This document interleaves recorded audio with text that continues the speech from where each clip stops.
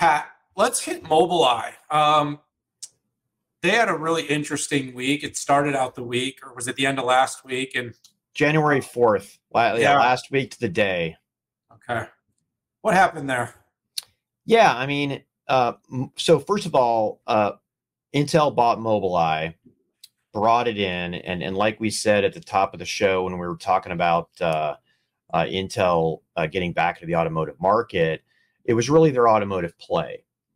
And then based on, quite frankly, valuations that Intel was getting, the best thing for the shareholders was do a soft spin. Soft spin, I mean, let's give it its own tracking number, let's roll it out, but Intel retains the highest percentage of ownership.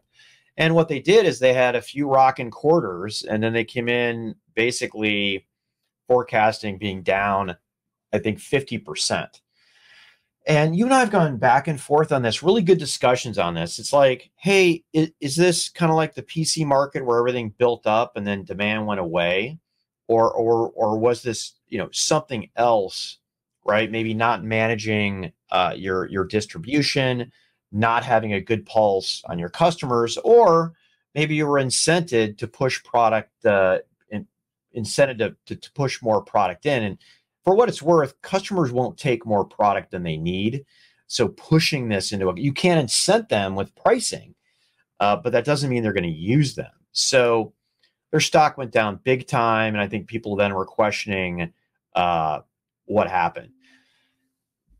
The overall auto market is single-digit increases, okay? But when you narrow in on the more modern, let's say, ones with safety, you're looking for much bigger growth on that. So that was why there was so much surprising in here, because it's not like Mobileye is just updating what they have in the next version of the cars. It's adding more ADAS to more cars. So it's really about a SAM thing rather than, the ebbs and the flow of the auto market. So with that said, I mean, I think the Mobileye ADAS offering is strong, and it is doing well. I do think in the future it will see a lot more competition from the likes of Qualcomm.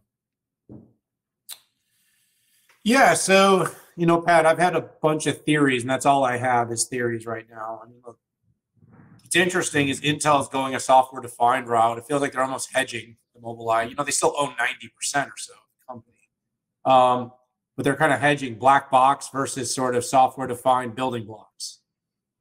Second thing that's going on was, you're talking about a company that IPO'd several quarters ago.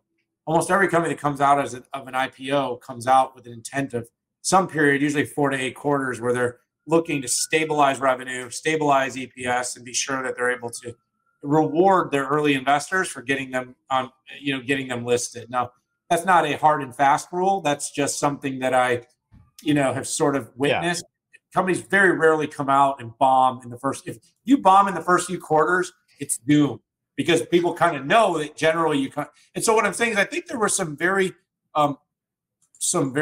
big contracts with big commitments, and then there was some hope that volume and growth and market strength wouldn't slow. But I think if you kind of had forecasted this, there was a reasonable expectation that at some point the chickens would come home to roost, and there would likely be a quarter where the sales would fall off a cliff. And I've had conversations with some companies in the automotive silicon space, and no one else is indicating such a drastic miss or fall off. So while cars have softened and the market and the demand has shifted, and high interest rates have certainly slowed down some of the purchasing, not to the extent of 25% a quarter or 50% over the course of a year. This was definitely somewhat missed. Pat, you and I think both kind of had an eyebrow go up.